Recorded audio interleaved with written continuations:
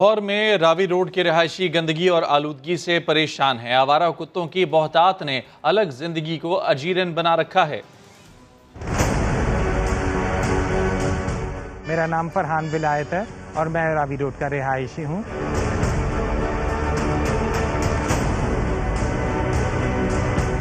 سب سے بڑا مسئلہ اس علاقے میں موجود اس گندگی اور آلودگی کے ڈھیر کا ہے۔ بہت سے لوگ کچرے کے ڈھیر کو آگ لگا دیتے ہیں جو فضائی آلودگی کا سبب بھی بنتا ہے۔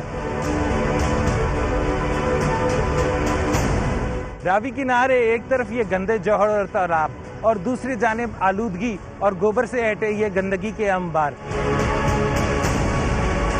بہت بڑا مسئلہ آوارہ کتوں کی بہتات ہے۔ آئے روز کتوں کے کاٹنے کے واقعات میں اضافہ ہوتا چلا جا رہا ہے۔ سنا ہے راوی کے صاف پانی پہ کسی دور میں شاعری کی جاتی تھی۔ آج جب لوگ اپنی آنکھوں سے راوی کے پانی میں سیوریج کا پانی شامل ہوتے دیکھتے ہیں تو نفرت سے منہ پھیر لیتے ہیں۔